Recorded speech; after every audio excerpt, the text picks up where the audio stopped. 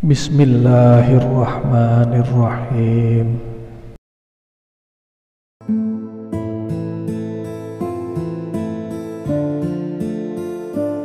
Assalamualaikum warahmatullahi wabarakatuh. Sahabat dimanapun Anda berada, semoga senantiasa dalam kasih sayangnya, rahmatnya maupun nikmatnya. Semoga Allah Subhanahu wa ta'ala memudahkan segala urusan, melapangkan rezeki, dan meringankan langkah kita dalam kebaikan. Amin ya rabbal alamin. Salawat serta salam semoga senantiasa tercurahkan kepada junjungan kita Nabi Muhammad SAW, keluarganya, sahabatnya, dan juga para pengikutnya hingga akhir zaman. Kali ini kita akan membahas mengenai apa itu riya. Riya dalam Al-Quran dan hadis, contoh-contoh perbuatan riya, dan bahaya riya bagi yang melakukannya.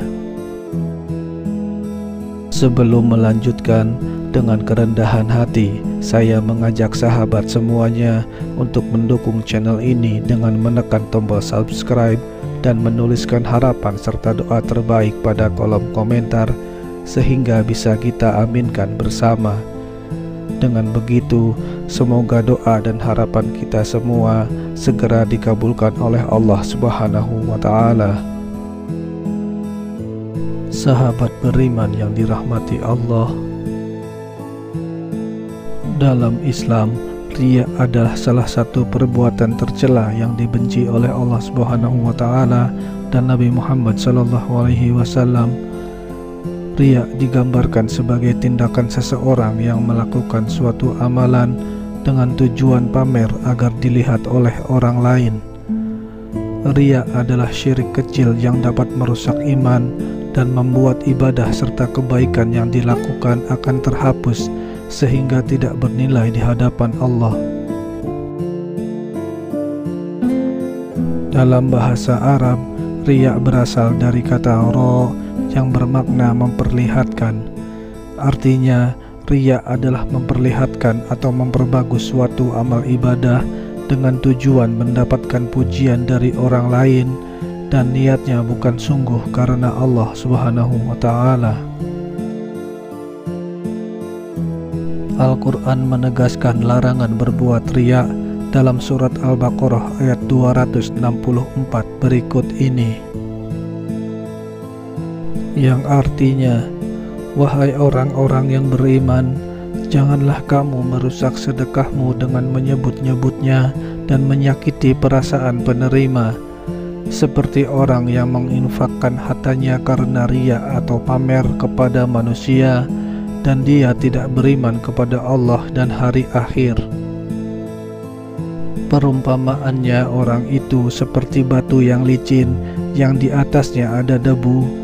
Kemudian batu itu ditimpa hujan lebat, maka tinggallah batu itu licin lagi. Mereka tidak memperoleh sesuatu apapun dari apa yang mereka kerjakan, dan Allah tidak memberi petunjuk kepada orang-orang kafir. Bagi kaum muslimin, riya lebih berbahaya daripada fitnah Dajjal. Rasulullah SAW bersabda, "Maukah aku kabarkan kepada kalian sesuatu yang lebih tersembunyi di sisiku atas kalian daripada Masihud Dajjal?" Mereka berkata, "Kami mau." Maka Rasulullah berkata, yaitu syirkul kafi, yaitu seseorang sholat lalu menghiasi memperindah sholatnya karena ada orang yang memperhatikan sholatnya. Hadis riwayat Ibnu Majah. Banyak contoh-contoh riya dalam kehidupan sehari-hari, seperti memamerkan tubuh yang kurus sebagai tanda rajin berpuasa, wajah yang pucat karena ingin memperlihatkan kurang tidur karena selalu mengerjakan ibadah di malam hari, memperlihatkan penampilan syar'i agar terlihat alim, atau menggunakan barang-barang mewah agar mendapatkan pujian. Contoh riya dalam sholat misalnya melambatkan diri ketika berdiri, memanjangkan ruku, memperpanjang bacaan, hingga menampakkan kekhusyuan. Contoh lainnya seperti menampakkan riya ketika berpuasa, memperlihatkan sedekah yang dilakukan, dan menyombongkan diri kepada orang lain.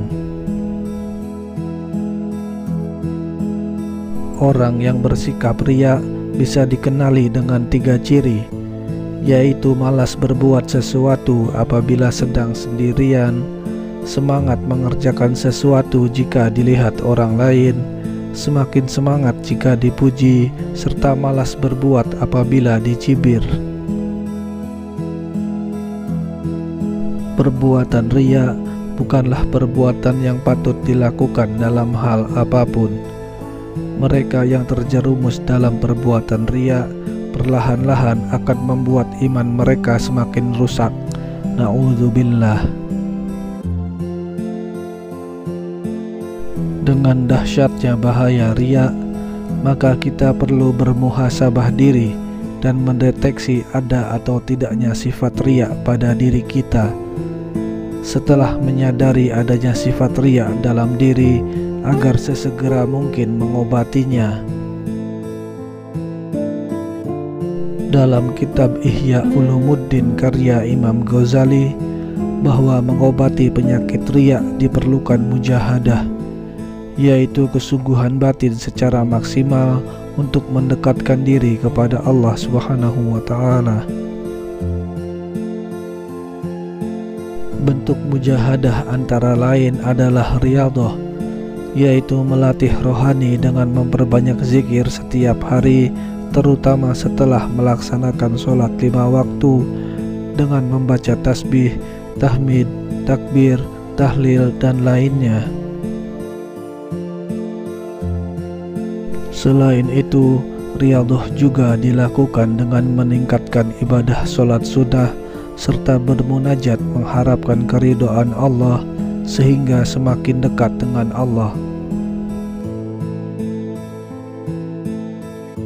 Semoga kita mengerjakan amal yang semata-mata hanya karena Allah, tiada sekutu baginya.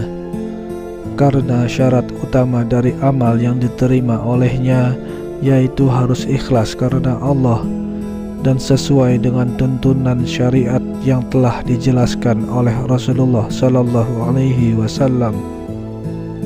Wallahu a'lam bishawab.